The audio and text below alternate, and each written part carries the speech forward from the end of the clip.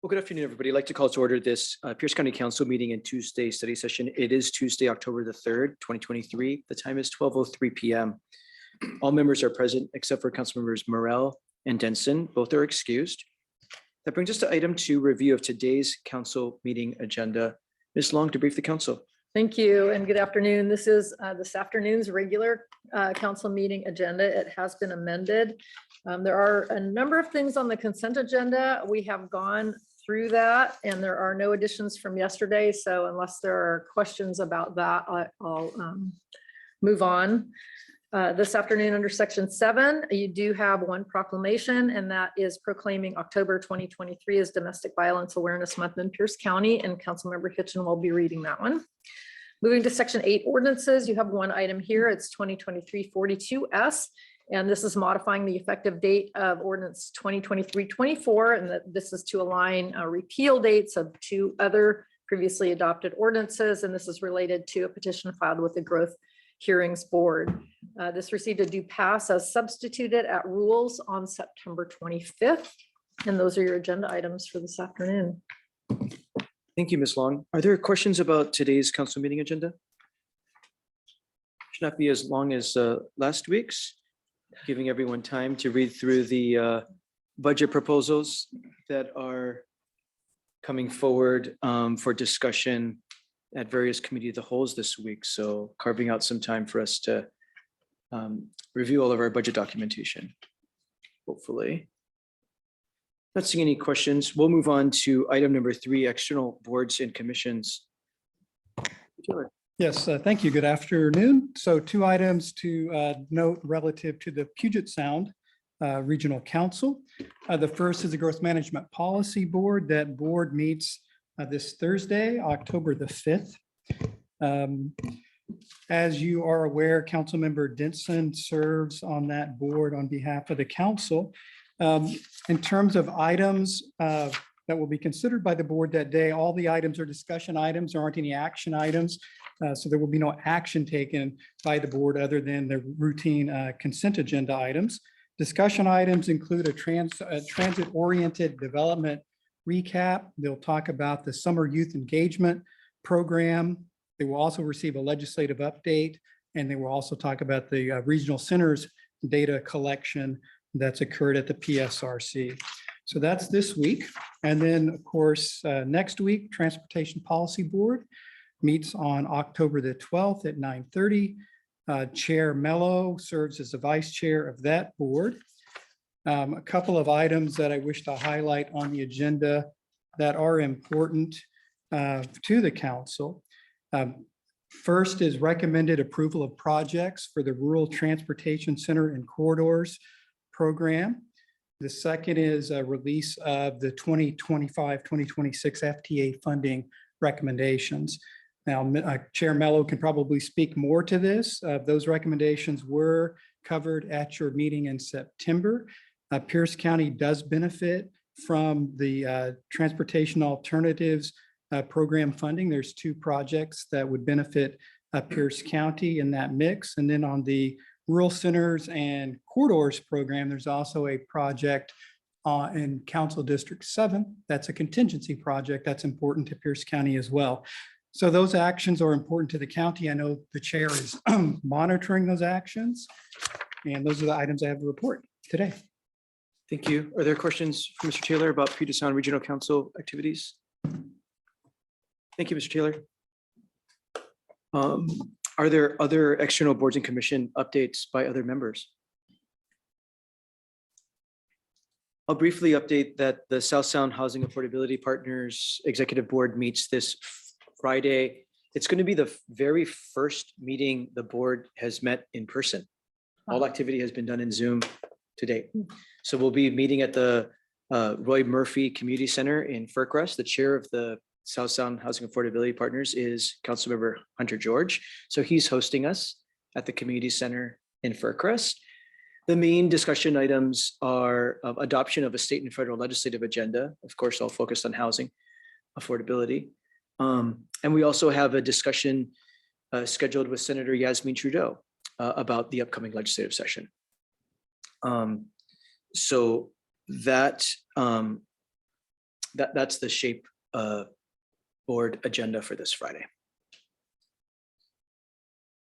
I'm not seeing any other hands for other external boards and commission discussions.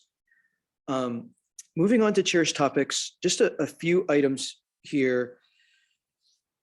The executive sessions have been postponed for today.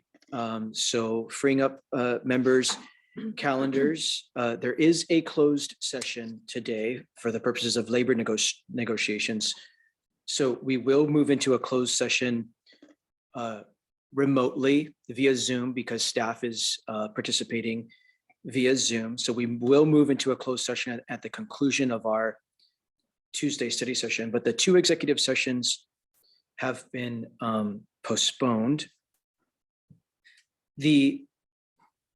I wanted to make sure all members are aware, please do view your email inbox when you have a moment. We're starting the process to standardize the performance evaluation process and performance goal setting for our two chiefs, our chief legal counsel and our chief of staff.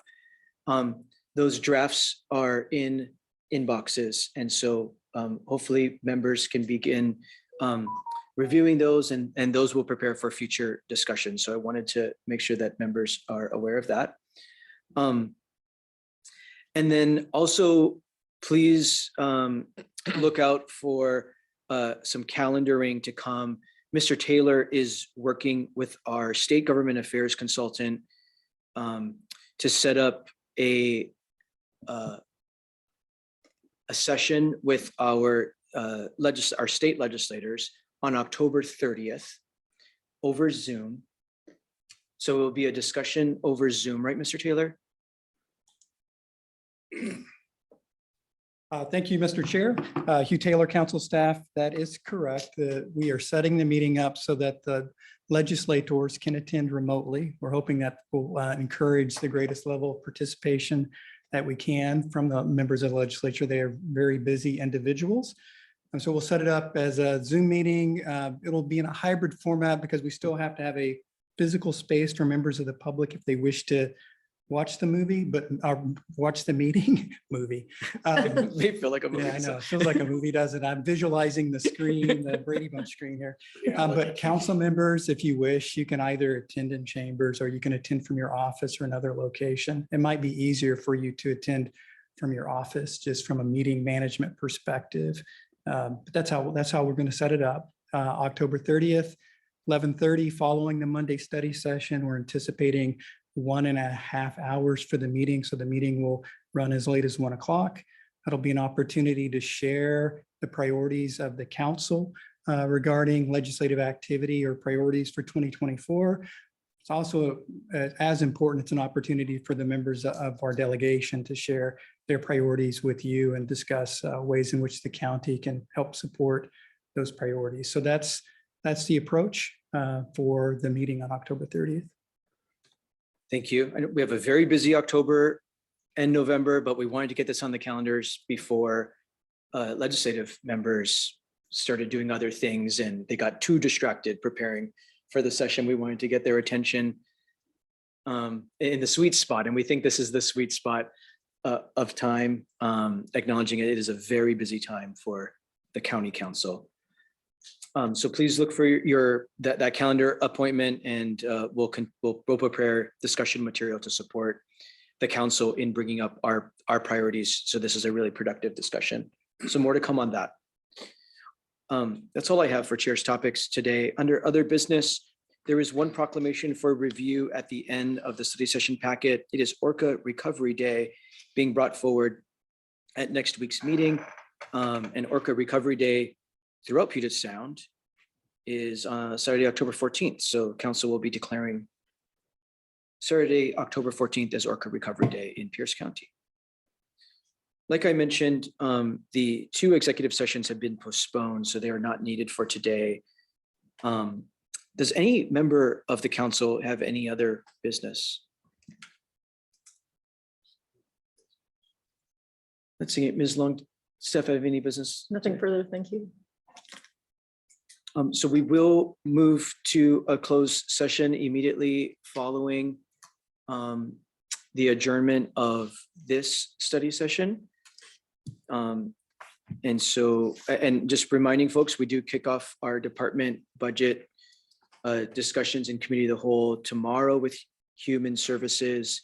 And then the following day, Thursday, all day, a session in the morning with the sheriff's department, and then sessions in the afternoon with Superior Court and Juvenile Court. So we begin our work sessions with departments this week. And hopefully the briefing and study session yesterday really helped ground everyone in the material that we have to read ahead of time to make those discussions as productive as possible. So seeing no further business before the county council in Tuesday study session, we are adjourned.